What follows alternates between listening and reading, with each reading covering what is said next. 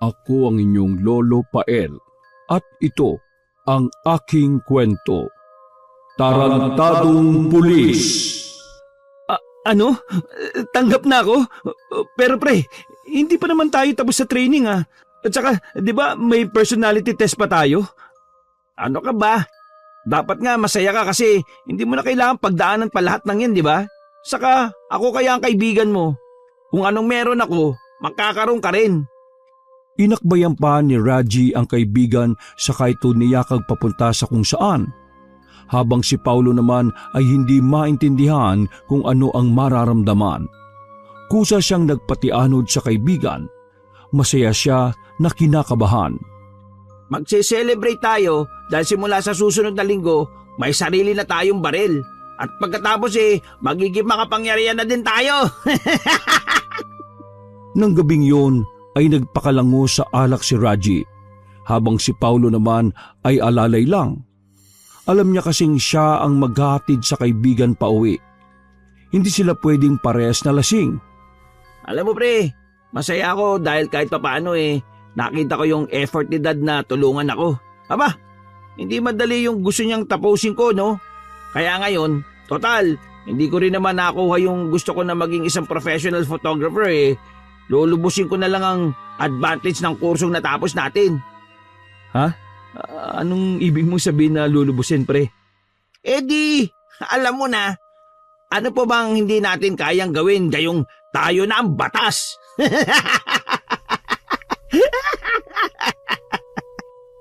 Kinabahan si Paulo sa narinig na sinabi ng kaibigan. Kung sa bagay, noong college days pa lang naman nila ay kilala na talagang mayabang si Raji. Dapat nga ay hindi na siya nagtataka kung hindi ito maging isang matuwid na pulis na gaya ng sinumpaan nito. Pero iba ang nararamdaman niya na mga sandaling yon. Hindi pa man sila nagsisimula sa tungkulin ay kinakabahan na siya sa maaaring gawin nito. 3:00 na ng madaling araw! Gawain pa ba ng isang magsisimula pa lang sa serbisyo yan? Sir David, pasensya na po kayo. Sinamahan ko lang po itong si Raji mag-celebrate dahil sa pagkakatanggap namin sa serbisyo Ngumisi si David. Bagamat may edad na ay kakikitaan pa din ito ng tikas at tapang. Noon pa man ay tinitingala na ito ni Paulo dahil sa determinasyon nito. Pero natapos ang paghanga niya dito nang nalaman niya ang mga iligal nitong gawain dahil na din sa pagkukwento ni Raji sa kanya. Ha? Magse-celebrate? Bakit? Pinaghirapan niyo ba yon? Gusto sanang sumagot ni Paulo pero pinili niyang manahimik na lang at magyuko ng ulo. Bakit Dad? Hindi ba kami naghirap ng higit 4 na taon sa pag-aaral? Ha? Hindi ka ba masaya doon? Napalunok si Paulo. Hindi niya akalaing gising pa pala ang akay-akay niyang kaibigan. Bagya siyang kinabahan dahil baka magkasagutan na naman ang mag-ama. Abay dapat lang na pagbutihan mo. Sino bang makikinabang na mga natutunan mo? Ako ba? Nagtaas ng ulo si Raji at malamlam ang mga matang tumitig sa ama. Hindi ba takot kayong mapulaan kahit kaditing? Hindi ba ayaw niyong maibigay sa ibang tao ang pwesto niyo kaya pinilit niyo akong maging kagaya niyo? Lasing ka lang pre. Sir, ipapasok ko na po. Hindi pre! Dito lang ako. Bakit, Raji? Sa tingin mo ba magiging kagalang-galang kang tingnan kung puro kamera lang ang hawak mo? Ha? Gagawin mo lang katawa-tawa ang dala mong apelyido. Kaya nga, Dad. Eto na eto na. Graduate na ako with flying colors. Kaya huwag niyong ipapamukha sa akin na wala akong pinaghirapan kung ano man ang tinatamasa ako ngayon. Kayo ang may gusto na mag-shortcut kami sa standards, di ba? Pre, iti ko muna yung bibig mo bago mo pagsisihan sa huli. Ngumisi lang si Raji. Nagsimula itong maglakad papunta sa kwarto niya habang naiiling at mahinang tumatawa. Diyan kayo magaling sa pagmamanipula ng mga tao. Napasunod na lang ng tingin si Paulo sa kaibigan. Nang makapasok na ito sa sariling silid ay si David naman ang hinarap niya para sana magpaalam. Nakikita niya sa mga mata nito ang tinitimping galit. Sir, aalis na po. Ikaw, Paulo, Mahal mo ba ang kursong pinili mo? Oo naman po. Bata pa lang ako eh. Pangarap ko na talaga maging pulis. Hindi ba dahil sa kapangyarihan? Masarap sa pakiramdam na tinitingala ka ng lahat. Ikaw ang batas at nagapagpatupad doon. Wala kang pinagkaiba sa Diyos, hindi ba? Kusang umiling ang ulo ni Paulo, pero buti na lang at hindi siya nakita nito. Pinakaayaw kasi ni David na nakokontra ang paniniwala nito sa isang bagay. Hindi lang siya sumagot para matapos na din at makauwi na siya. Hindi ba, Paulo? Sinong pulis ang ayaw sa mga bagay na yan? Pero kapangyarihan at ang sandata na isa sa pinakakinatatakutan ng lahat. Pera, kapangyarihan at ang sandata na isa sa pinakakinatatakutan ng lahat. Opo, tama po kayo. Maraming salamat po sa lahat, sir. Pero kailangan ko na pong umuwi. Ay, sige na, iho. Umuwi ka na't maghanda. Sa susunod, pagsabihan mo ang kaibigan mo, ha? Turuan mo siya kung paano mamahalin ang tinapos nyo. Ayoko magkaroon ng anak na pulis na mahina at lampa. Sige po. Nang makalabas na siya ng bahay ni Raji ay saka pa lang siya nakahinga ng maluwag. Para kasi siyang nasasakal kanina sa loob. Kaya kahit matagal na silang magkaibigan ni Raji, ay hindi naman siya nasanay na tumambay sa bahay nito. May kung ano kasing negatibong enerhiya doon na hindi niya kayang tagalan. Makalipas ang 2 taon. Pre, bakit hindi pa natin pakawalan? Kawawa, buntis pa naman. Akong bahala sa kanya. Basta diyan ka lang. Kakausapin ko at bibigyan ng deal na kasing ganda niya. Anong ibig mo sabihin? Basta, diyan ka lang. Wala nang nagawa si Paulo na magsimula na maglakad ang kaibigan papunta sa kinaroroonan ng babae. Hindi niya magawang marinig ang pinag-uusapan nila dahil halos bulungan na ito ng kaibigan niya. Pero base sa reaksyon ng babae, halatang hindi nito gusto ang sinasabi ni Raji. Nagyuko na lang ito ng ulo bago umiling. Gumisi si Raji nang muli itong bumulong ay pinanlakihan na ng mga mata ang babae, saka sunod-sunod na tumango. Napailing si Paulo. Hindi siya sang-ayon sa ginagawa nito, pero kilala niya ang kaibigan. Wala itong ginusto na hindi nito nakukuha. O pre, anong nangyari? Ano bang sinabi mo sa kanya? Di yung totoo na kapag hindi siya papayag sa gusto ko, makukulong yung asawa niya. Kasi hinayaan siyang magmaneho kahit wala siyang lisensya eh. Ha? Di ba may lisensya naman siya, naiwan lang? Saka pre, warning pa lang naman dapat yan eh. Paano kung balikan kanyan? Imposible. Takot lang niyang mabaliktad. O paano? Diyan ka muna ha. Aasikasuhin ko lang tong si Ganda. Tumawa pa ito bago siya tinalikuran at niyakag na ang babae palabas ng presinto. Nakita niya pang pinagtinginan nito ng kapwa nila pulis. Pero gaya niya ay hanggang tingin lang din ang kayang ibigay ng mga ito. Walang may lakas ng loob pumuna o questionin ang ginagawa nito dahil na din sa takot sa ama ni Raji na isang general. Makalipas lang ang 2 oras ay isang humahangos na lalaki ang dumating. Nagpakilala itong boyfriend ng buntis na nahuli nila kanina. Bakit ngayon ka lang sir? Kanina pa namin nahuli yung girlfriend mo ah. Nagdadrive sa National Highway na walang kahit anong safety gear sa katawan. Tapos walang lisensya at buntis pa. Humingi naman ng paumanhin ng lalaki. Dinala din ito ang professional driver's license ng babae. Nagpaliwanag pa ito na nasa kalagitnaan daw ito ng importanteng meeting ng mag-crave ang nobya niya. Dahil malapit lang naman ang convenience store, ay ginamit na lang nito ang motor na walang dala maski helmet. O sige, akin itong kopya ng lisensya na. Pagkatapos uwi ka na. Maya-maya lang pauwi na din namin siya ha. Pero umiling ang lalaki. Hihintayin daw nito ang nobya doon. Baka sa mukha nito ang labis na pag-aalala. Marahas na napabuga ng hangin si Paulo.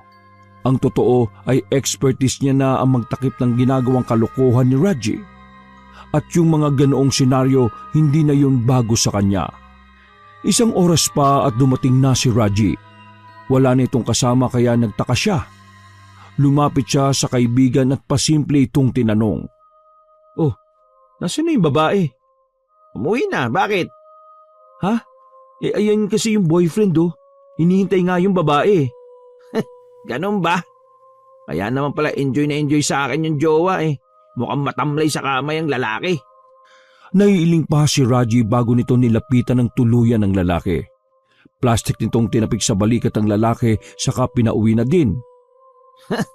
Walang kalaman-lamang loko. Ipagdasal niya na sana hindi na ako balikan ng girlfriend niya. Dahil siguradong hindi ko matatanggihan yon. Uy, ikaw talaga oh. Hayaan mo na sila. Nakuha mo na naman yung gusto mo, di ba? Saka, hindi ka na kamo umuulit sa putahing natikman mo na. Pinabawi ko na pre. Kakaiba yung babaeng yun. Hindi ko pa napagsasawaan eh. At hindi nga nagbibiro ang kaibigan niya. Hindi isang beses niyang nakita yung babaeng nagpabalik-balik sa presinto nila. Hanggang isang araw, sumugod doon ang lalaki. Nalaman na pala nito ang ginagawa ng girlfriend nito at ni Raji. Agad nitong sinuntok ang kaibigan niya sa mukha na magkasalubong sila. Dahil doon ay muntik pang magkapisikalan ng dalawa. Mabuti at naawat ang mga ito ng mga kasamahan nilang pulis. Yung girlfriend mong sisihin mo at wag ako. Tigang na tigang sa dilig eh. Inulanan ko ba naman ang biyaya eh. Saka, bakit hindi yung sarili mo ang pag-igiyan mo? Galing-galingan mo kasi, ha? Masyado ka daw malamya eh. Sa narinig ay nanlisik na naman ang mga mata ng lalaki kay Raji. Pero hindi na ito makasugod dahil nakaposas na ang mga kamay at hawak pa ng dalawang opisyales. Sige, ikulong nyo na yan at kasuhan ng direct assault at serious disobedience. Inis na napiling na lang si Raji habang pinupunasan ng dugo sa labi niya. Lintik, wala pang nakakapanakit sa akin ah. Hindi ko to mapapalampas. Hindi na lang kumibo si Paulo. Maging yung iba nilang kasamahan doon ay tahimik at sumunod na lang. Ang nakakainis pa para kay Paulo ni hindi magawang pakiusapan kahit ng chief captain nila si Raji. Obvious na takot din ito. Hapon na nung dumating ang babaeng buntis sa kanilang presinto. Umiiyak ito at naglulumuhod kay Raji para pakawalan na ang boyfriend nito. O pre, anong plano mong gawin ngayon?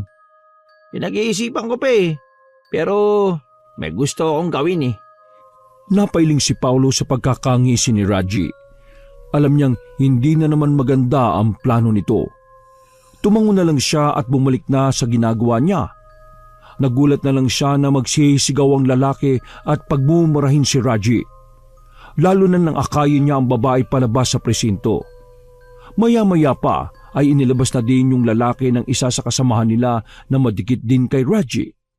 Kakaiba talaga yung kaibigan mo, Paulo. Isa siya sa dahilan kung bakit may mga taong walang tiwala na sa mga kapulisan eh. Napabaling siya sa nagsalita. Si Detective Charles yun. Bihira lang to pumunta doon dahil laging busy sa mga kasong hawak nito. Kaya nga eh, wala din ako magawa. Ganyan na talaga siya noon pa eh. Wag naman sanang dumating ang araw na wala na din siyang kikilalaning kaibigan, ano? Nangunutang noon niya sa sinabi nito. Bagya pa itong tumawa saka siya tinapik ng marahan sa likuran. Kinuha ko lang itong papeles. Kausapin mo ko kung kailangan mo ng advice ha. Alam mo, Paulo, mabuti kang tao eh. Kapag naipit ka na sa sitwasyon, laging may paraan para takasan yon. Lalo lang nanlaki ang ulo niya sa narinig. Kinabahan siya. Kakaiba kasi ang tingin ni Charles sa kanya. Nang makalabas na ito ng presinto ay sinundan niya pa din ito ng tingin. May alam kaya siya sa ginagawa ni General David? Batid ni Paulo na hindi yun malabong mangyari. Lalo pa at kilalang mahusay na detective si Charles. Kahit may edad na ito ay hindi pa rin ito pumapalya sa mga hawak nitong kaso. Ilang beses nitong nasusolve ang mga kaso ng mabilis pero ang nakikredit naman doon ay ang mga higher officers lang nila. Ni hindi nga nababanggit ang pangalan ni Charles pero wala siyang narinig na angal mula dito. Habang tumatagal sa serbisyo ay lalong nakikita ni Paulo kung gaano kabulok ang sistema. Kapag ganun ay humihinga na lang siya ng malalim. Ay nako, ang importante hindi ka gumaya sa kanila, Paulo. Lagi mong tatandaan na dun ka lagi sa tama. Hindi mo man sila magawang maimpluwensyahan. Basta sisiguraduhin mo na tuwid ang nilalakaran mo. Agad na nakarating sa kaalaman ni Paulo ang natagpo ang bangkay ng dalawang magkasintahan sa isang motel. Nagulantang pa siya nang makita ang mga larawan na kuha sa magkasintahan. Ito'y magkasintahan kahapon. Ayon sa investigasyon, lumalabas na ang lalaki mismo ang kumitil sa buhay ng girlfriend nitong buntis saka ito naglaslas ng sariling leeg. Sa akin ibinibigay ang kasong to. Nagpipilit ang pamilya ng babae na ipare-investigate dahil hindi sila naniniwala yung lalaking pumatay sa anak nila. Talaga ho, detective? Paano po sila nakasiguro? Dahil matagal nang nagsasama yung dalawang yan. Magkababata pa. Kaya kilalang kilala na ng pamilya nila ang isa't isa. Ano pong plano nyo, detective? Tatanggapin niyo po ba?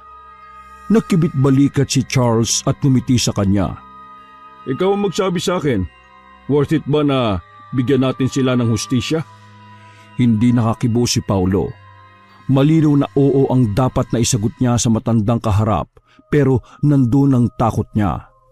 Sa likod ng isip niya, alam niya na isang malaking kasinungalingan ang naunang investigasyon. May prinsipyo ako, Paulo, at hindi nabibili ng salapi yun. Lalong hindi kayang higitan ng takot. Ngayon, kung ito na ang sinyalis na ibinibigay ng Diyos sa akin para magretiro ko ng mas maaga, siguro'y wala akong karapatan na tanggihan yon. Ano sa palagay mo?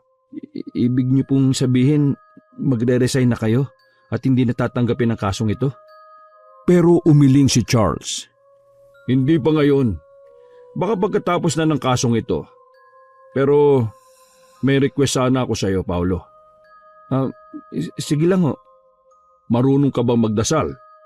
Nagulat siya sa tanong nito. Nang sulyapan niya ito ay nabasa niya ang lungkot sa mga mata nito. Oo naman. Kung ganun gayon palang ipagdasal mo na ako. Nauunawaan niya. Tila batid na din ni Charles kung sino ang kakalabanin nito. Makakaasa po kayo, detective. Ngumiti pa ito sa kanya at tinapik na siya sa balikat. Palis na sana ito nang dumating naman si Raji.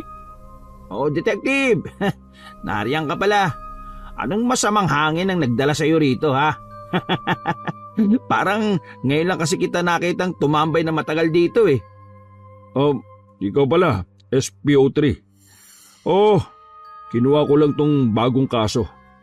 Inilapag nito sa ibabaw ng mesa ang portfolio na naglalaman ng kaso ng magkasintahan. Agad namang yung sinuri ni Raji. Sa kauna-unahang pagkakataon ay nakita niyang bagya itong namutla. Hindi ba tapos na yung investigasyon sa kasong ito? Nagpilit yung pamilya ng babae na ipare-investigate yung kaso, pre. Nagtaas ng tingin si Raji bago ngumisi at napatango-tango. Ganun ba? Ibig sabihin, kukuhain mo ang kasong to, detective? Oo, kilala mo naman ako, SPO3. Hindi ako namimili ng kaso. I suggest na ngayon mo kailangan baliin yung paniniwala mong yan, detective. Alam mo na, para na din sa kaligtasan mo. Ikaw naman, sa palagay mo ba natatakot pa ako mamatay sa edad kong ito? Wala na akong dapat alalahanin. Maayos na ang buhay ng pamilya ko. Nasa malayo na din sila kaya hindi mo na kailangan mag-alala para sa akin, SPO3. Pero salamat nag-aalala ka. O sige na, mauna na ako. Nakita pa ni Paulo kung paano magtangi sa mga bagang ni Raji habang sinusundan nito ng tingin ng papalayong bulto ni Charles. O pre, ayos ka lang ba? Oo nga pala. Anong nangyari kahapon? Hindi ba gusto mo ba talagang malaman, pre? Natahimik siya. Kita niya ang frustration sa mga mata ni Raji ng sandaling yon. Kailangan mo ba ng tulong? Kausapin mo matandang yun. Nabitiwan niya yung kaso at hindi na makialam. Yun lang ang tulong na hihingin ko sa'yo. Pero pre, kilala mo si Detective Charles. Hindi yun nasusuhulan o pwedeng utusan sa dapat at hindi niya dapat na pinakikialaman. Kung ganun, pasensyahan na lang. May kinalaman ka ba sa kasong yun, pre? Kasalanan nila yun. Sinubukan nila akong pagtulungan eh. Ibig mong sabihin, tumangutango lang si Raji. Bagamat nakangisi ito ay hindi nito magawang ikubli ang pagkabalisa. Kailangan ko makausap si Dad. Kailangang alisin sa landas ang matandang Charles na yon. Pero pre, hindi ka magalit si Sir David? Magagalit lang siya.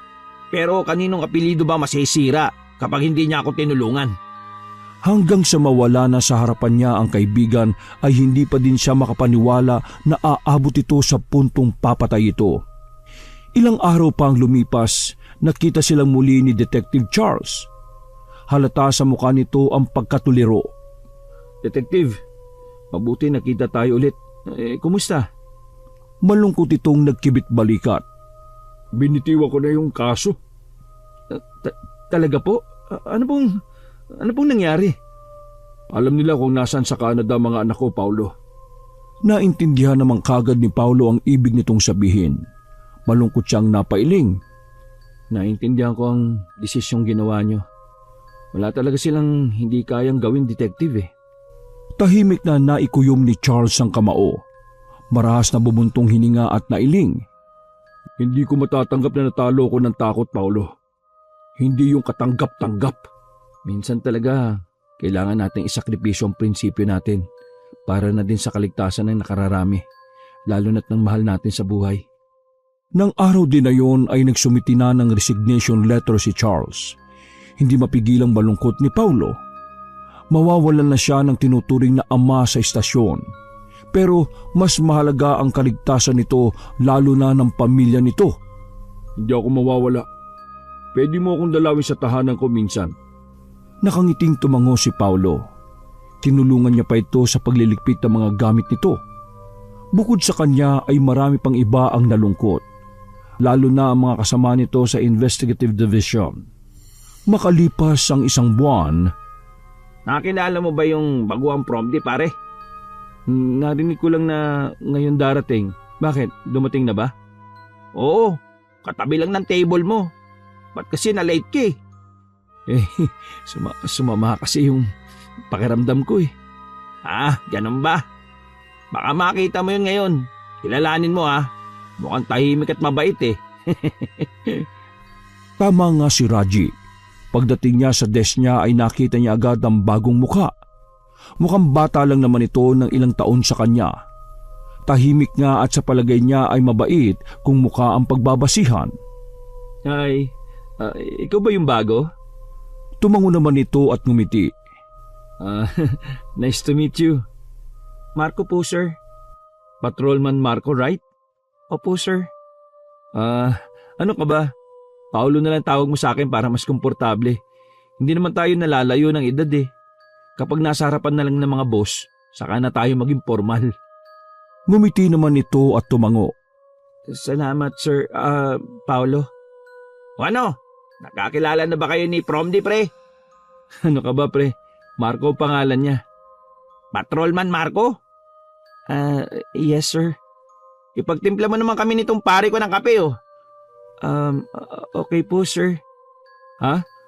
Hindi. Tapos na ako magkape kanina, Marco. Ganun ho ba? Si Sir Raji na lang po ang ipagtitimpla ko. Magtimpla ka na din ng sayo kung gusto mo. Sige po. Salamat po. Anong problema mo, pre? Araw-araw ka naman nagkakape dito Kaya ko naman magtimpla kapag gusto ko eh. Saka maaga akong nagising kanina. Naka2 tasa pa ako ng kape bago pumasok eh. Okay. Nanibago lang ako. O baka naman naawa ka sa prom din na yun Nagkibit balikat si Paulo. Alam mo naman kailangan nila pagdaanan yan, di ba? Lalo na't superior niya tayo. Tumango-tango na lang siya pero hindi na umimik. Para kasi kay Paulo, hindi nasusukat sa ranggo ang respetong dapat na ibigay sa kabaro nila. At aware siya na hindi ganoon ang mindset ni Raji kaya mas mainam pang manahimik na lamang siya. Hindi ka pa ba uuwi, Marco? Hindi pa o. Nasamahan daw ako ni Sir Raji magpatrolye. Ganun ba? O siya, sige. Ingat kayo Sir, pasensya na. Mas komportable akong tawagin kang sir eh. Ganun ba? E di ikaw ang bahala kung saan ka komportable. Teka, may sasabihin ka ba? May tanong lang ako, sir. Ano ba yun? Tungkol kay Sir Raji. Ano bang gusto mong malaman? Oo.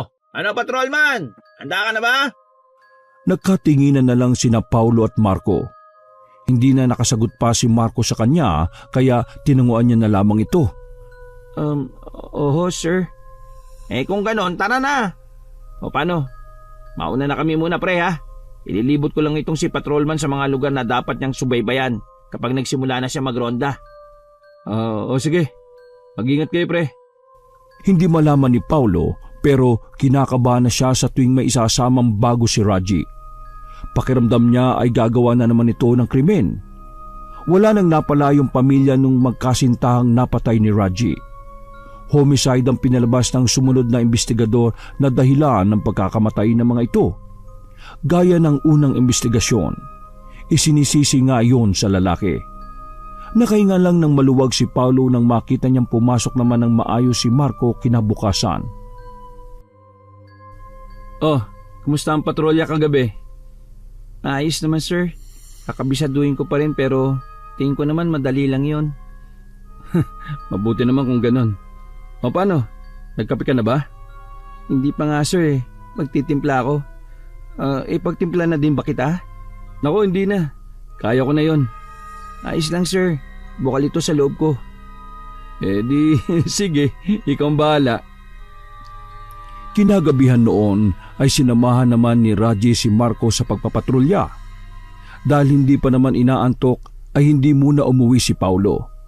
Nagpalit lang siya ng casual na kasuotan at nagpa siyang maglakad-lakad muna. Paliko na sana siya sa isang iskinita nang may matanaw siyang bulto ng dalawang lalaki. Papadilim na pero agad niyang nakilala ang mga ito kahit pa nakatalikod. Tatawagin niya sana pero lumiko naman ang mga ito sa kung saan. Kinabahan siya kaya sinundan niya ang dalawa. Sir, ayoko pong gumamit niyan. Paano kang tatagal ng magdamag kung hindi mo gagamitin to? Pasensya na, sir. Talaga ayoko po eh. Hindi mo ba alam kung gaano karaming taong naghahangad na magkaroon nito? Lalo na sa hanay natin. Ikaw nga'y binibigyan na kita ng libre, ayaw mo pa. Isa kanila nyo na lang po ibigay yan, sir. Abat! Nakita niyang sinuntok pa ni Raji sa sikmura ang lalaki. Napayoko si Marco at namilipit sa sakit ng tiyan. Lalabas na sana siya mula sa pinagkukublihan nang muling magsalita si Raji. Wala kang karapatan tanggihan ako, patrolman. Ang dapat ay nagpapasalamat ka pa nga eh. Dahil nakikipaglapit ako sa iyo eh. Hindi mo yata kilala ang tatay ko, ano? Kilala ko po kayo, pero hindi po ako nagpulis para manamantala ng ibang tao at magpagamit sa iba. Lalo lang naging mabalasi ang mukha ni Raji. Habang kumakalat ang dilim sa paligid ay mas lumalala pa ang kademonyuhan ng kaibigan niya. Kinuha nito ang baril sa bulsa at itinutok yung kay Marco. Nahindik si Paulo.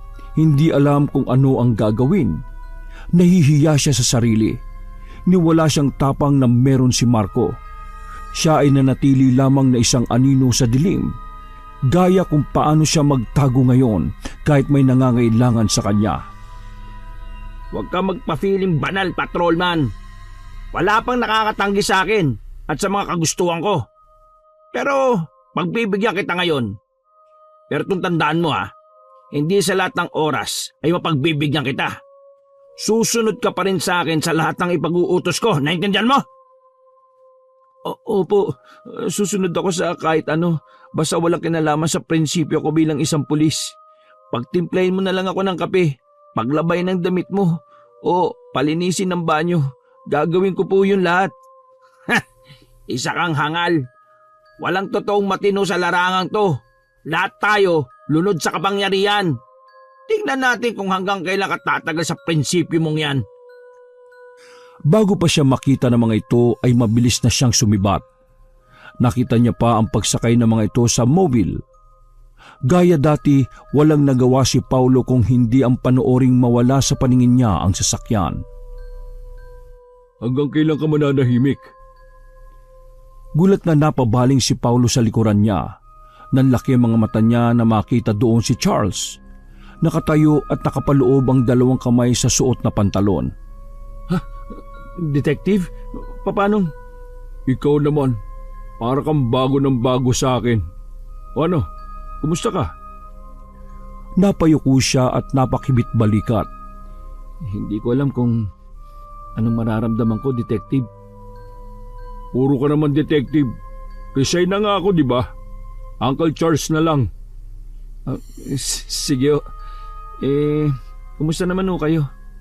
Pasensya na hindi ko na kayo nabisita. Ayos lang. Mas tahimik ang buhay pero nakakamiss pa rin magtrabaho. Bago ba yung kasama ni Raji? Oo galing sa probinsya. Pero kahit ganon, kakaiba siya. Hindi siya gaya ng iba na madaling manipulahin. Parang tulad nyo. Ganyan ako noon bago ako nag-resign.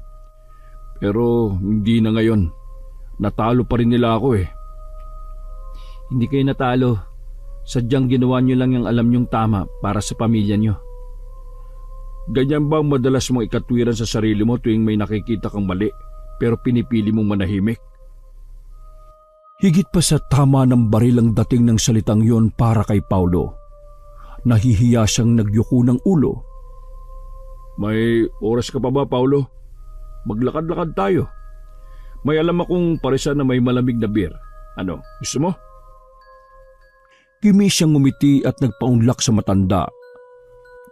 Habang naglalakad ay napansin niyang tahimik lang si Charles. Wala din naman siyang lakas ng loob para punitin ang katahimikang bumabalot sa kanila. Pagdating sa sinasabi nitong parisan, ay saka palang nagsalita ulit si Charles para umorder. Isang order ng pares at alikanin nyo. Kakain muna kami bago mag-shot. Okay lang ba yun sa'yo, Paulo? Oh, salamat Kumusta yung huling kaso na hinawakan ko? Nagkabalita ka ba kung... May balita ka ba kung anong nangyari? Oo. Walang nagbago sa una at pangalawang investigasyon. Wala na ding nagawa yung pamilya lalo't nag-positive sa drugs yung lalaki. Napailing na lang si Charles at pumalatak. Kawawang pamilya. Hindi mo lang nakakuha ng maayos na hustisya. Naniniwala ko na may magiging katapat din sila. Tama ka, iho. Ngayon pa lang, isaisip mo na ang pagiging masamang damo ay nagtatagal naman talaga. Yun ay dahil hindi pa nila alam na ang papatay din naman sa kanila ay ang laso na nagmumula din sa lupa kung saan sila tumubo. Matalinghaga yun. Napaisip si Paulo pero hindi niya pa rin magawang maunawaan ng lubos ang ibig nitong sabihin. Matapos kumain ay uminom din sila ng tig-2 beer na may tatak na pulang kabayo. Sa tingin nyo kaya makakaahon pa ako mula sa utang na loob ko sa mga taong yun, Uncle Charles? Hanggat wala ka pa sa kumunoy, umahon ka na. Oo. Hindi ko naman maintindihan ng mga sinasabi nyo, Uncle Charles Mas malalim pa sa kumunoy Ikaw talaga Ang sinasabi ko lang naman, hanggat hindi pa lumalalim ang utang na loob at hanggat wala pa silang nahahawakang alas laban sa'yo, ngayon pa lang lumayo ka na. Magpadistino ka na sa ibang lugar nang sa gayon hindi ka na masundan at mapahamak pa. Yun na nga din ang iniisip ko Pero hindi ko naman maiwan ang mga magulang ko dito. Matatanda na sila Di isama mo. Ayaw na nga ho nilang umalis dito. Naririto na daw ang buhay nila. Palibasa, may pinagkakakitaan Hanggang sa pag-uwi ni Paulo ay magulo pa din ang isip niya.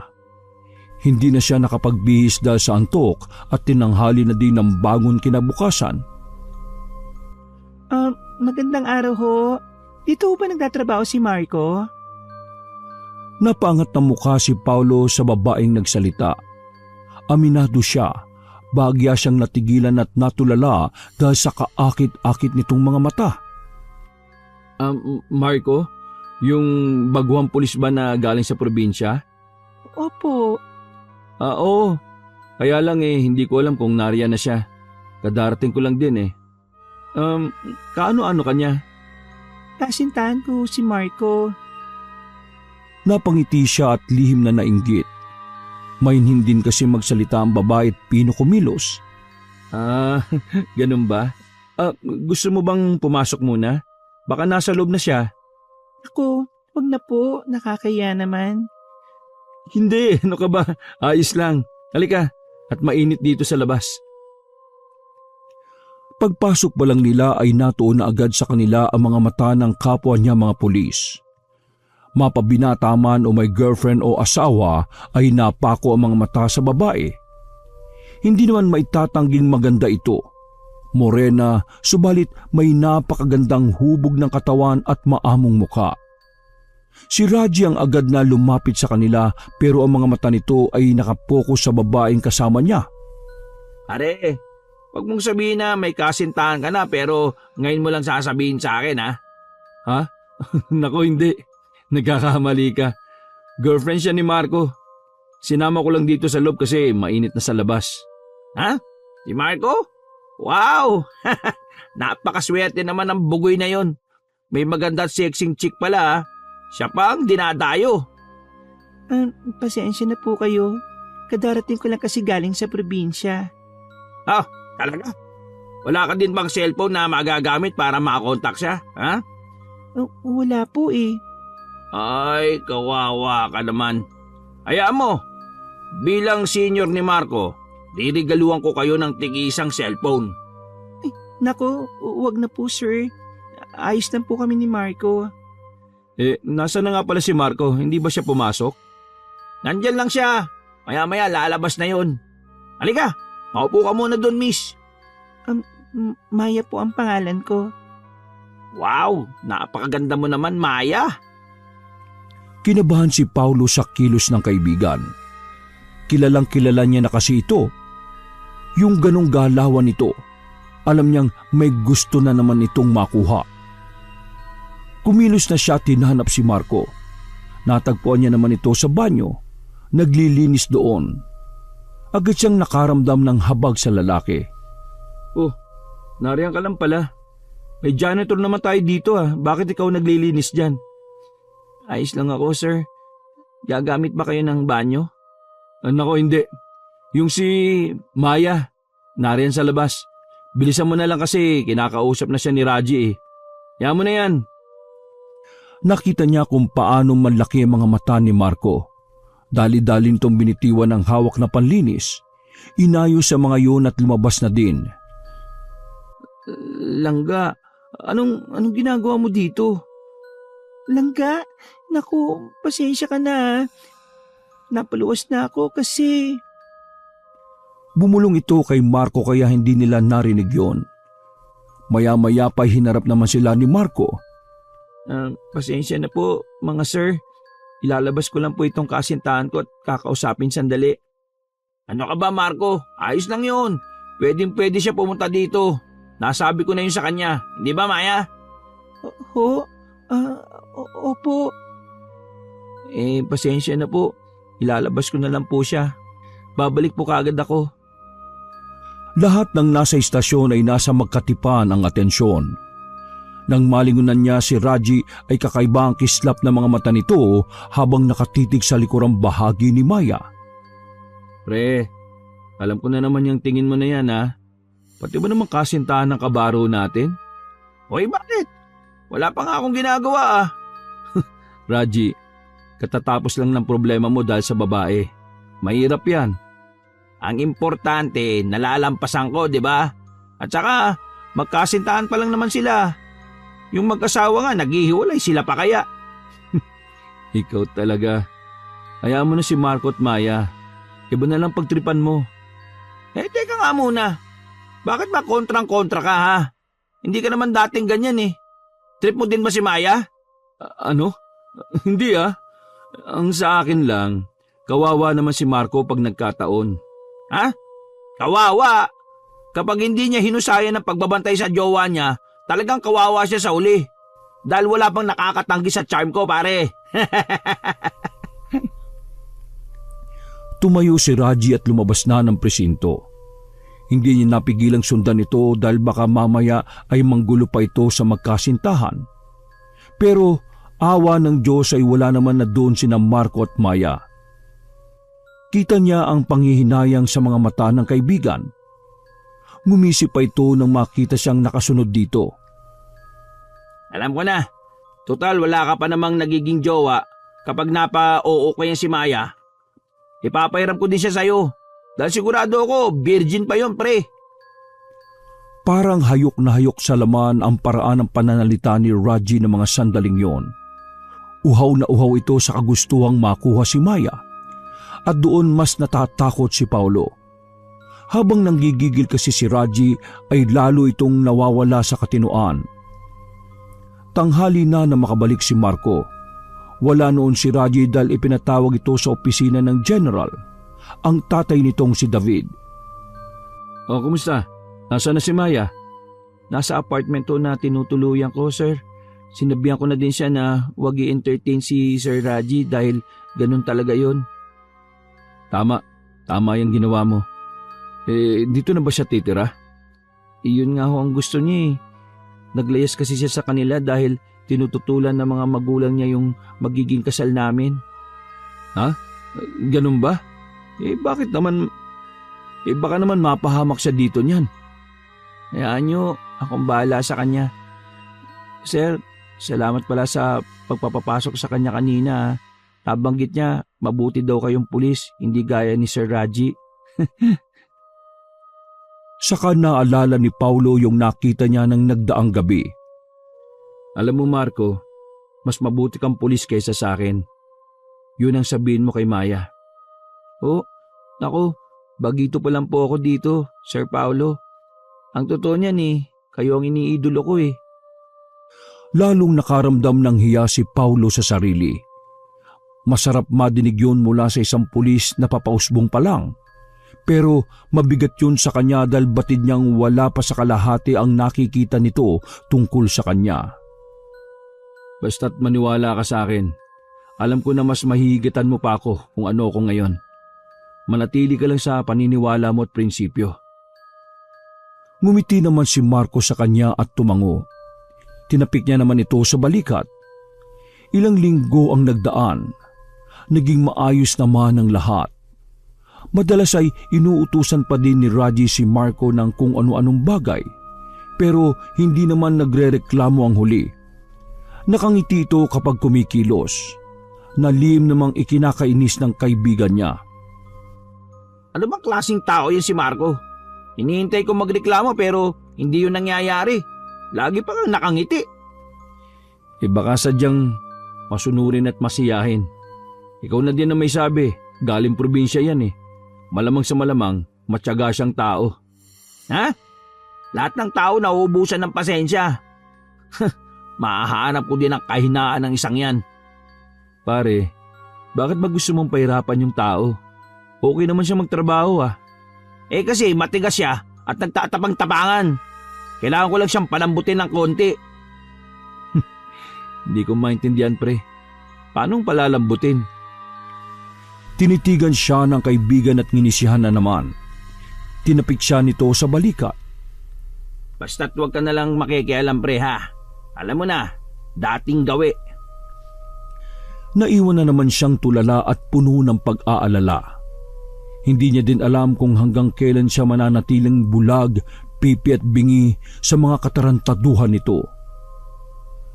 Ganun nga yata talaga ang kapalit ng madali ang trabaho na nakuha niya noon. Kung alam niya lang na magkakaganito, sana hindi na niya yun tinanggap pa. O Maya, ikaw pala. Anong ginagawa mo dito?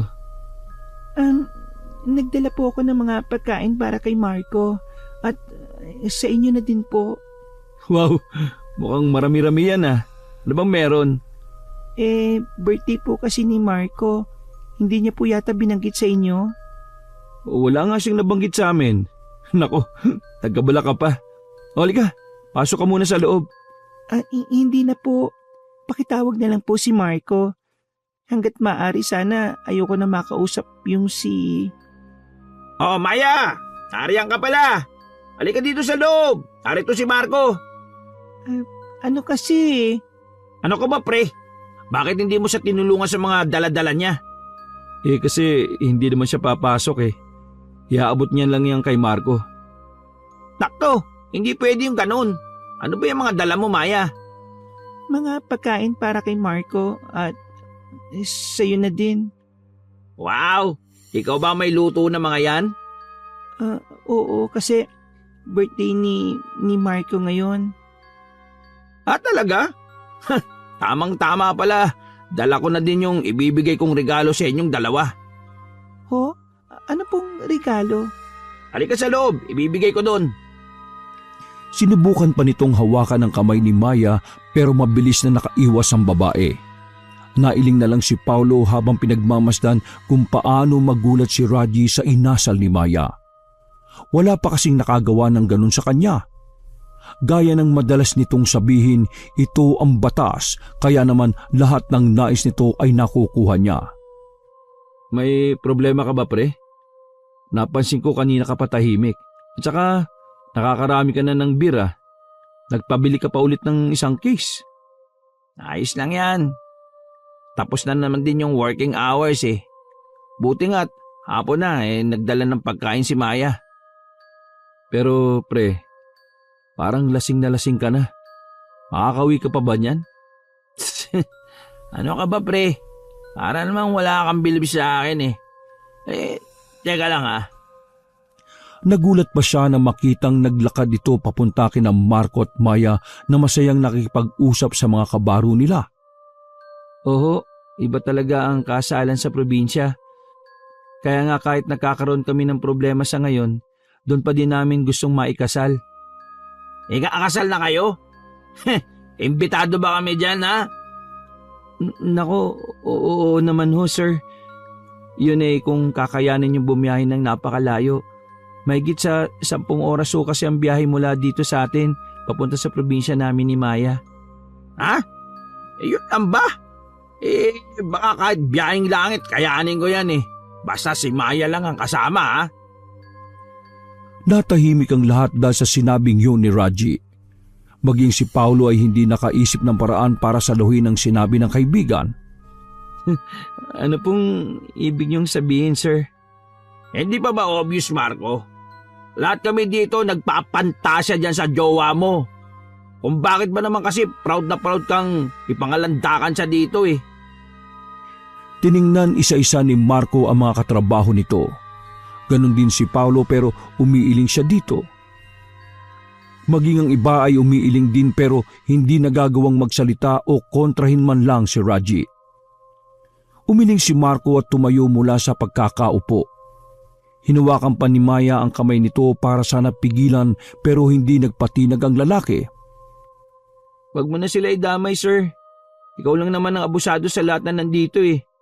Ikaw lang ang matako sa kapangyarihan at ikaw lang din ang pumapantasya kay Maya. Ano sabi mo? Ha!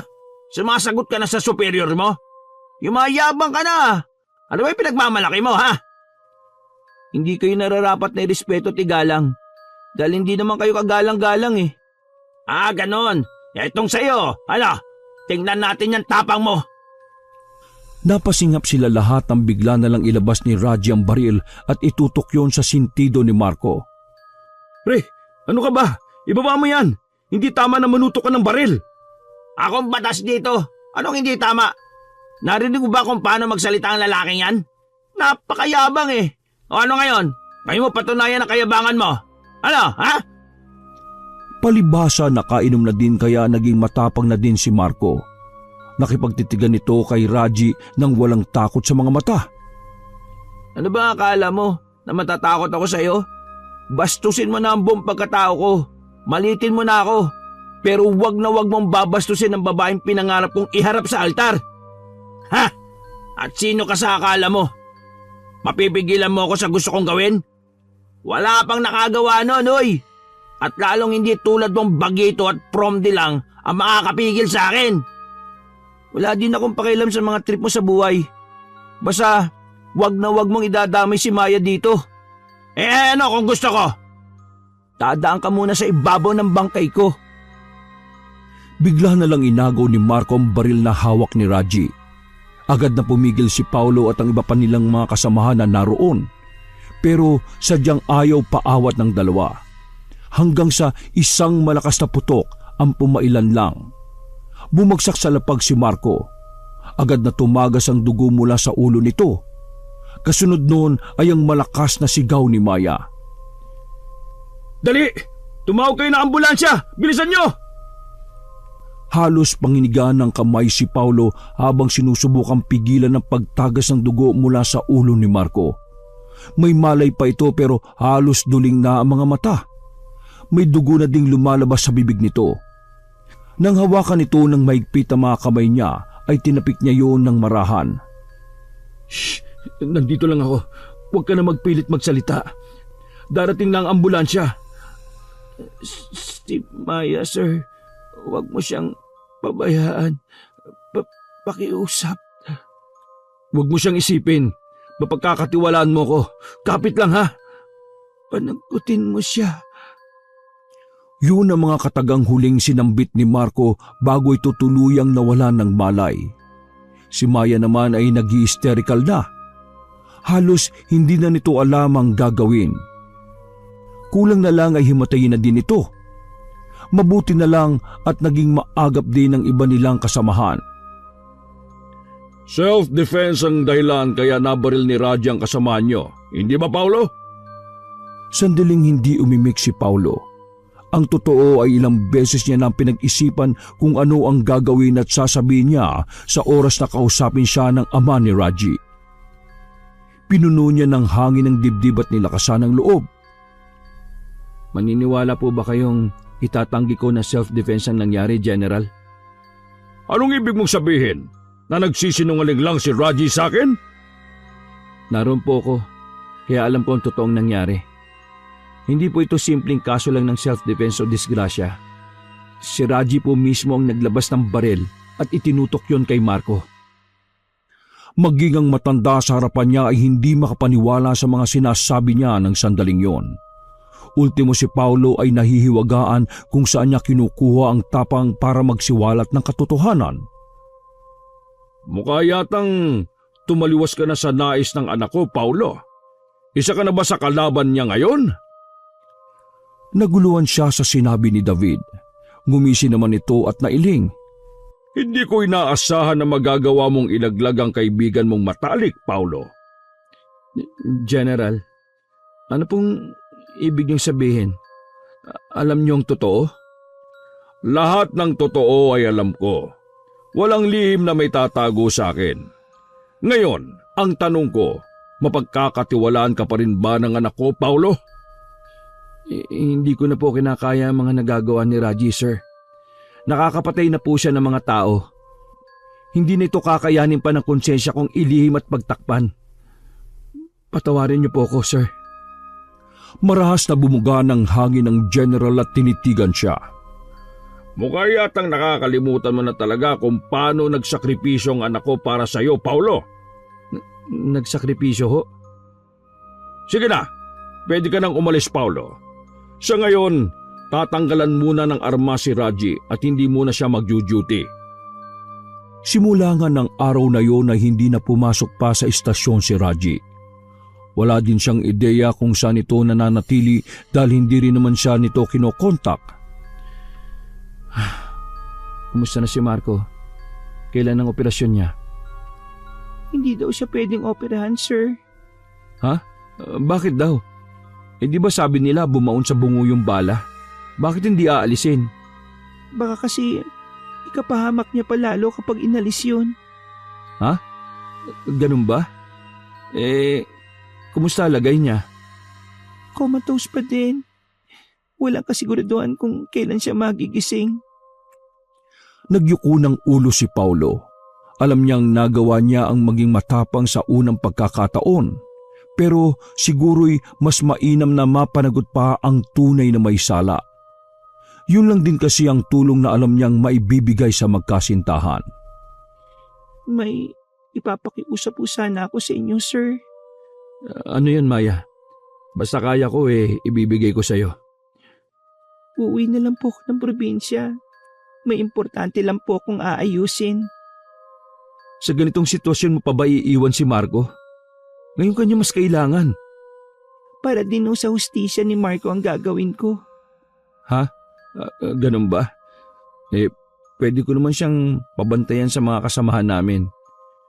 Kung maaari lang sana na ma-transfer siya sa ibang ospital kaya ng sa probinsya niyo, gagawin natin. Pero hindi pa daw pwede. Oo nga ho. Salamat sa palaging paggabay, Sir Paulo. Wala yun. Basta huwag kang mawala ng pag-asa, ha? Gigising pa si Marco at matutuloy pa ang kasal niyo. Kailangan niya po talagang gumising, sir. Dahil sa paggising niya, nakasalalay ang magiging buhay ng isang tao. Anong ibig mong sabihin, Maya? Papatay ka din ba ng tao para sa pagiganti? Pero umiling lang si Maya at malungkot na tinitigan ng nobyong nooy tila natutulog lang. Hindi ho. Hindi pa sa ngayon. Ilang araw matapos magpaalam ni Maya ay nagring ang cellphone ni Paulo. Nagulat pa siya ng pangalan ni Raji ang rumihistro doon. Ay pare, kumusta ka na? Balita ko, babysitter ka na ngayon ng iyaking Marco na yan Inis na naikuyom ni Paulo ang mga kamao. Wala siyang madinig kahit kaunting remoro sa boses ng kaibigan. Nanunudyo pa nga ito. Hindi ka man lang ba nagsisisi sa ginawa mo, Raji? Isang tao na naman ang nasa peligro ngayon dahil sa iyo. Kung gayon tama nga si Dad. Talagang bibitiwan mo na ako, pre. Pasensya ka na, pre.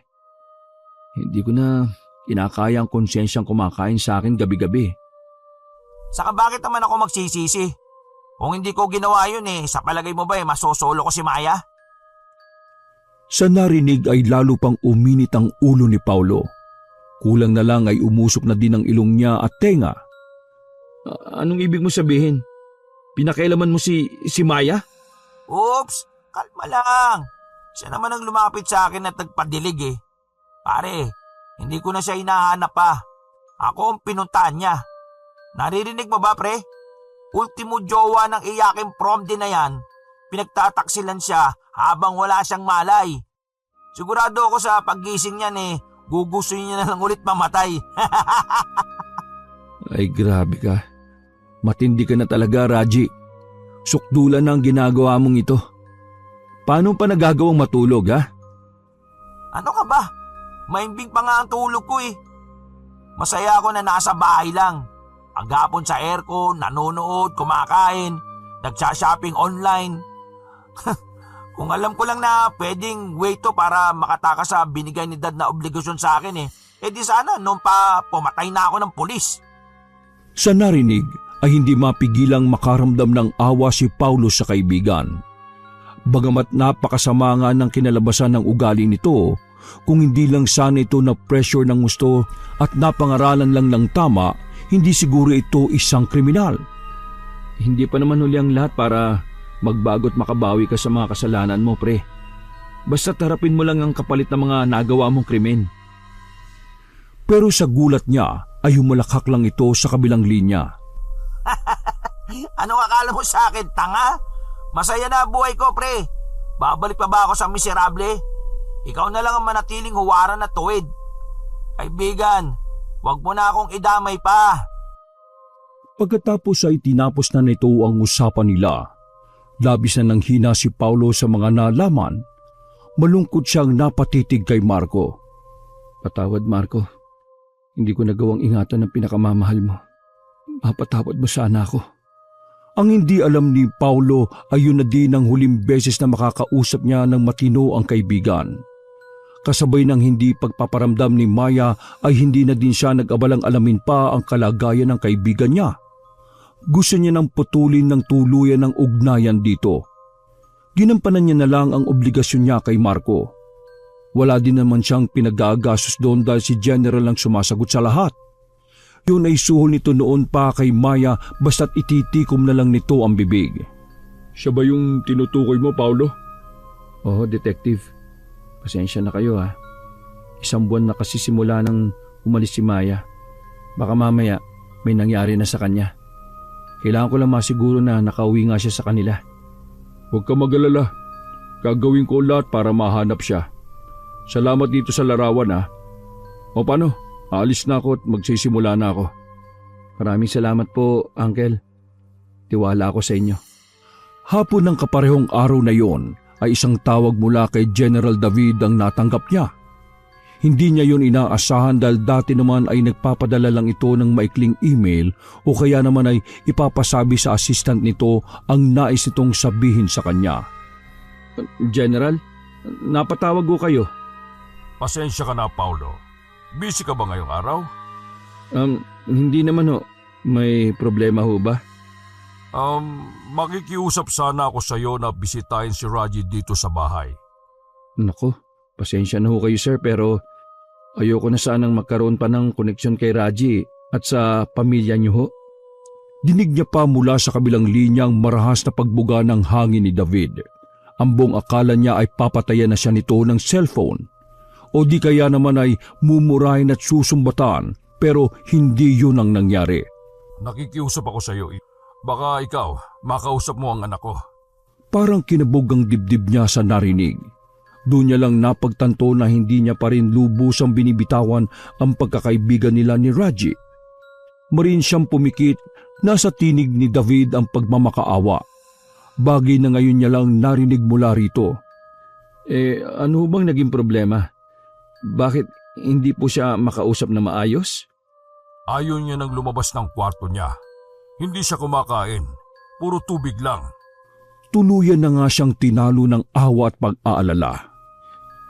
Sige ho, pupunta ako. Tatawag lang ako ng hahalili sa pagbabantay kay Marco. Maraming salamat, Paulo. Sige, hintayin ka namin dito. Matapos mag-asikaso ay agad niyang tinungo ang bahay ni Raji. Sa gate pa lang ay naghihintay na sa kanya si David. Hindi gaya ng nakasanayan niyang itsura nito na mga sandaling yon ay magulo ang buhok na matanda at nakapambahay lang. Bagyang pumayat at tumanda rin tingnan dahil marahil sa puyat. Mukhang stress kayo sir ah. Hindi po ba kayo pumapasok sa ngayon? Hindi na muna. Simula nang nag-iiba na ang kilos ni Raji, hindi na ako nakapasok. Paano bang nag-iba? Sa unang pagkakataon nakita niyang nagyuko ng ulo si David. Nang mag-angat ulit ito ng tingin ay hilam na ng luha ang mga mata nito. Ang totoo, hindi ko alam kung sanhi ba yan ang paggamit niya ng droga. Pero nangako siya sa akin na hindi siya sosobra. Alam niyo din ho yun na gumagamit siya ng pinagbabawal na gamot sir? Tumangutango ito bago pinahid ang luha sa mga mata. Kasalanan ko lahat ito, Paulo. Naging sobra-sobrang pagmamahal ko sa kaibigan mo na kahit sa maling gawain ay sinama ko siya. Ngayon, hindi ko man lang siya magawang tingnan dahil sa ginagawa niya sa kanyang sarili. Nahabag si Paulo sa narinig. Gayunpaman ay napagtanto niya na yun na nga yata ang karmang sinasabi ng marami. Baka yun ang karmang dapat harapin na mag-ama matapos ang pagpapakasasa nila sa kapangyarihan ng ilang taon. Nasaan ho ba si Raji? Gusto ko po siya makita. Alika, nasa kwarto niya. Etong susi. Ikaw na sana ang bahalang kumausap sa kanya. Kampante pang naglakad si Paulo hanggang sa marating niya ang kwarto ng kaibigan. Kalmado niya pang binuksan ang pintuan. Raji, pre? Pero nang lakihan niya ang pagkakabukas noon ay umalingaw mula sa loob ng napakabahong amoy. Pakiramdam ni Paulo ay umabot pa sa baga niya ang hanging galing doon. Anak lang, anong amoy yun? Napakadilim din sa loob kahit maaga pa naman, kaya muli niyang naisara ang pintuan ng malakas. Pagkatapos ay tumakbo siya sa lababo at doon sumuka ng sumuka. Pilit niyang inalis ang amoy na sumaksak na yata maging sa kaduluduluhan ng ilong niya. Hindi niya kasi yun magawang kalimutan. Pasensya ka na, iho. Hindi nga pala kita nabalaan tungkol sa maaari mong datnan. Kinabahan siya sa narinig. Bakit to ganun yung amoy? Hindi ko kaya. Hindi ko kaya papatay na si Raji. Pero umiling lang si David. Halata sa mukha nito ang determinasyong buhay pa naman ang anak nito. Kung gayon saan nun nanggagaling yung ganong kasangsang na amoy? Nagkatinginan yung mag-asawa. Tila nag-uusap ang mga mata kung dapat bang ipaalam pa sa kanya o hindi na. Ang totoo niyan hindi rin talaga namin alam. Hindi naman namin nakikita kasi yung nilagay naming CCTV sa kwarto niya. Tinakpan niya ng kung anong bagay Sige ho, hihingi na lang po siguro ako ng doble-dobling mask para makapasok sa loob. Agad namang nagbigay ang mama ni Raji. Winisikan pa nga nito ng mild na pabango. Bago muling pumasok sa kwarto ng kaibigan ay hinanda na ni Paulo ang sarili. Hanggat maaari kung kakayanin naman ay hindi na lang muna siya hihinga.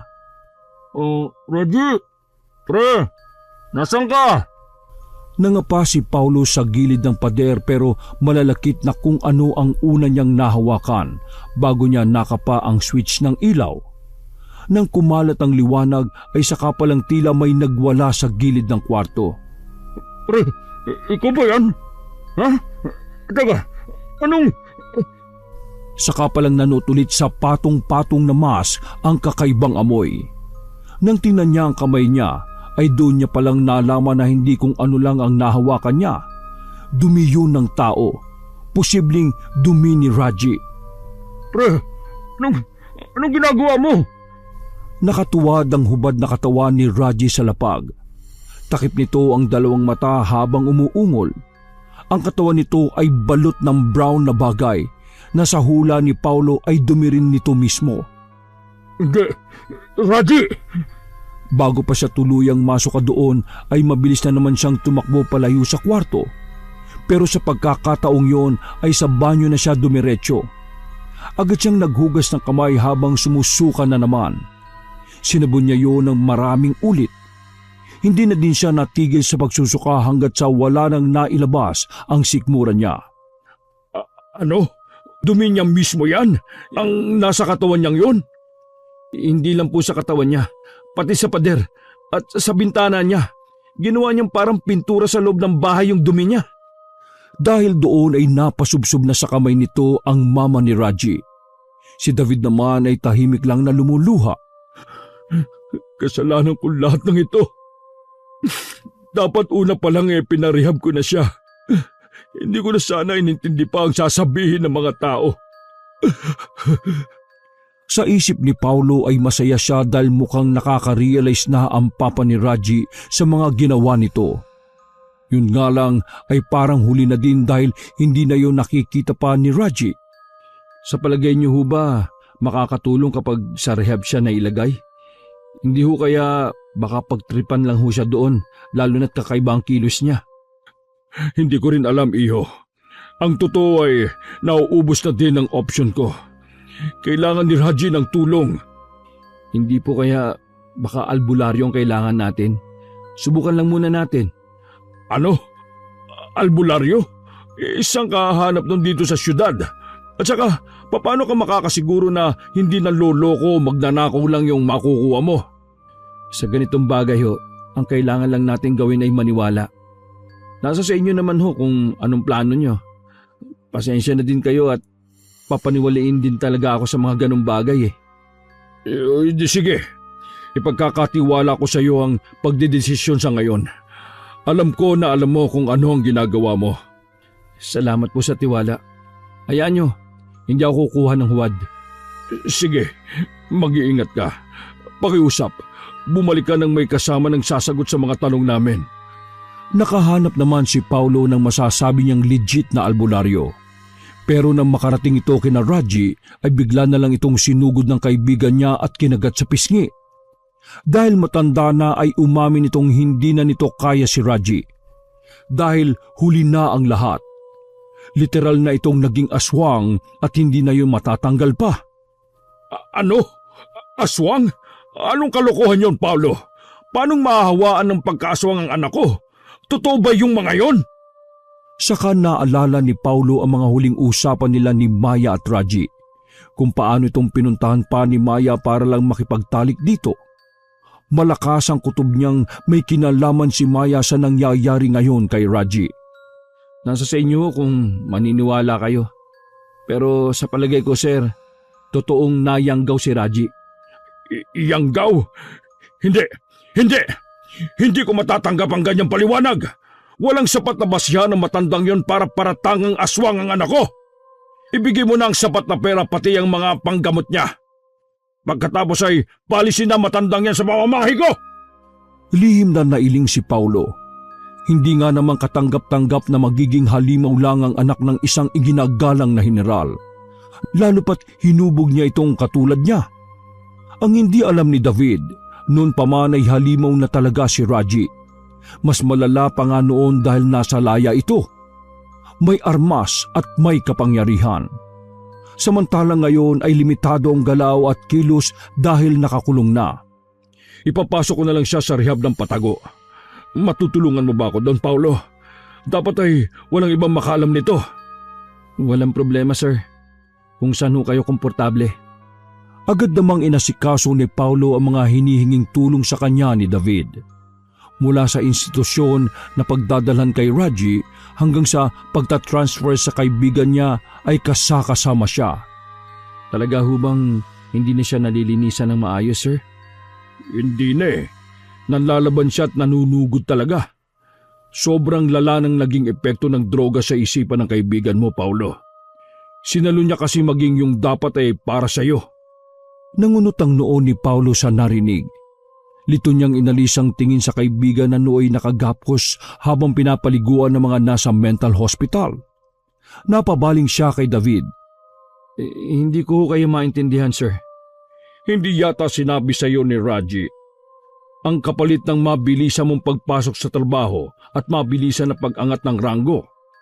Nailing pa ang matanda at napangisi. Nasa mga mata nito ang labis na hinanakit. Para kay Raji, isa kang tunay na kapatid, Paulo. Ano bang dapat sana'y kapalit? Ang magpamudmod ng mga epekto sa mga tao. Imposibleng hindi mo alam na ginagawa yun ni Raji. Natahimik siya. Ang alam niya ay gusto ni Raji na ginagawa ang bagay na yon dahil nakakagamit din ito kung kailan niya gugustuhin. Isa pa ay easy money din kasi yon. Mas malaki pa nga ang kita nito sa pagbebenta ng mga ganon kaysa sa sinasahod ng pagiging pulis. Obligasyon yung dalawa yung, Paulo. Pero inaway ako ng anak ko nang sabihin ko sa kanya na pagbentahin ka din. Huwag daw kitang idadamay sa mga gawain namin. Kahit ikaw man lang daw, maging maayos ang takbo ng buhay. Doon tumulo ang luha ni David. Maging si Paulo ay parang pinipiga ang puso sa mga nalaman. Hindi ko alam ang tungkol dito. Talagang hindi yun ipinaalam sa iyo ng anak ko, Paulo. At patawarin niya sana ako dahil kinailangan mo nang malaman to ngayon. Awang-awa niyang tiningnan si Raji. Hindi na ito tulad ng dating matikas at puno ng buhay. Humpak ang pisngi, payat at nanlilisik ang nanlalalim na mga mata. Sa tuwin ay umaangil na parang galit na hayop at gustong marakmal ng kahit na sino. Kapag hindi bumuti ang lagay niya dito, mapipilitan akong i-mercy killing ang sarili kong anak. Sa narinig ay parang nanlaki ang mga ulo ni Paulo. Sir, pakiusap, huwag niyo pong gawin yan. Bakit? Handa ka ba mag-alaga ng halimaw, Paulo? Hindi rin siya nakaimik. Narinig niya na lang ang mahina ngunit pilit na pagtawa ni David. Maya-maya ay lumayo na ito. Hinintay niyang matapos malinisan at mabihisan si Raji, sa kanya ito pinasok sa kwarto nito. Nawala ang lahat ng takot niya kay Raji. Nang mga sandaling yon, mas nangibabaw sa puso niya ang awa at nakukubling pag-aalala para sa kaibigan. Mabango ka na ulit, pre. Alam mo, ayaw na ayaw mong pinagpapawisan ka noon. Masyadong sensitive yung ilong mo eh. Pero inangilan lang siya nito. Kinuha niya ang suklay at marahang sinuklay ang mahaba ng buhok ni Raji. Sinusubukan pa din itong manlaban pero dahil nakatali ay hindi siya nito magawang saktan. Habang sinusuklayan ng kaibigan ay hindi sinasadyang dumaan sa balintataw ni Paulo ang mga masasaya nilang alaala. Tol, salamat ah. Salamat dahil kahit sa huling sandali, pinamulat mo sa akin na hindi lang puro galit at pagiging gahaman ang nasa puso't isipan mo. Hindi ka man naging mabuting tao sa paningin ng iba. Alam kong may nagtatago pa din kabutihan dyan sa loob mo. At sorry kasi mas nakita ko yung pangit mong ginagawa. Hindi ko tuloy nakita yung mga bagay na sinasakripisyo mo para sa akin. Kaya pre, magpagaling ka ha. Babawi ako sa'yo. Pangako yan. Bago niya tuluyang lisanin ang kwarto nito, ay niyakap niya pa si Raji ng mahigpit. Nagulat pa siya nang bigla na lang nitong kagatin ng leeg niya at sipsipin yon. Uhaw na uhaw talaga ito sa sariwang dugo. Nasasaktan man ay hindi nanlaban si Paulo. Hinayaan niya na lang ito. Pumikit na lang siya at ibinuhos ang lahat ng emosyong nararamdaman niya. Sakalang ito tumigil nang dumating na ang mga nurse at natulukan ito ng pampatulog. Oras na din kasi nang inom nito ng gamot. Habang siya ay ginagamot naman ang leeg na may sugat.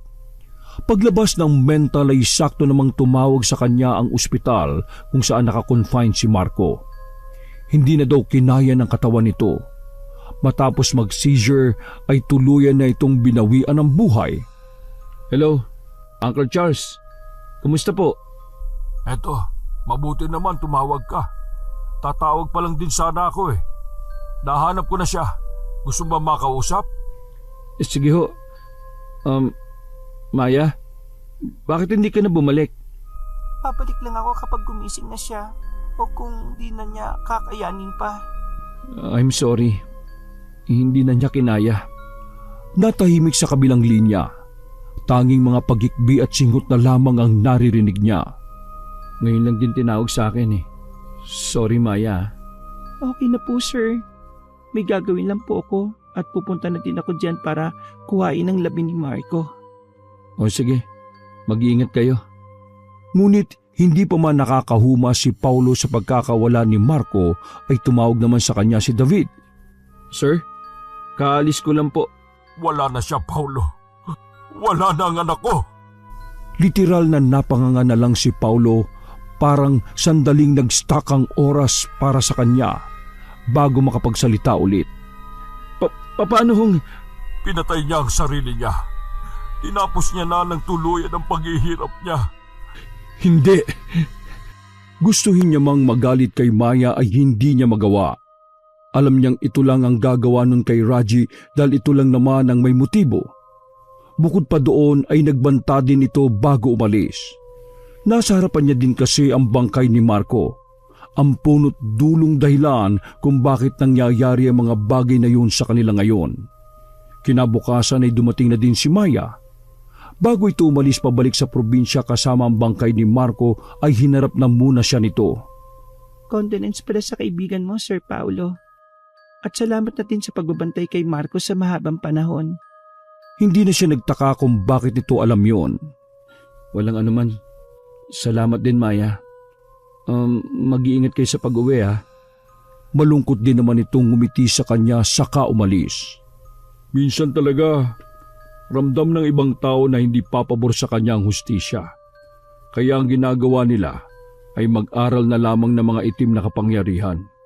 Doon kasi pantay ang hustisya. Pero hindi ho ba mas mainam na huwag na lang ilagay sa mga kamay natin ang hustisya? Pati kasi sarili nila, sinisira nila sa ganoong gawain eh. Hindi mo pa nga naranasang pagsamantalahan ng batas, Paulo. At sana nga ay huwag mong danasin yon. Dahil baka higit pa sa ginawa nila ang hilingin mo. Nakaalis na lang si Charles ay laman pa din ng isipan niya ang sinabi nito. Hindi niya napigilang malungkot. Hiniling niya na sana ay maging maayos na ang sistema ng kapulisan at maubos na lahat ng sumasamantala doon. Nalaman niyang pinakremate na lang ang bangkay ni Raji. Isang araw lang din itong pinagburulan at inilibing na kinabukasan. Pagkatapos ay bumalik na sa trabaho si David na parang wala lang. Maging sa libing ni Raji ay minadali nito ang mga bagay-bagay. At gaya ng dati, pinagtakpan na naman nito ang totoong nangyari sa anak nito. I'm back, boys! Matapos ang isang linggo ay nagulat pa siya nang bumalik si Charles sa istasyong dala ang mga gamit nito. Nagulat man at nagtataka ay niyakap na lang din ni Paulo si Charles. Anong nangyari?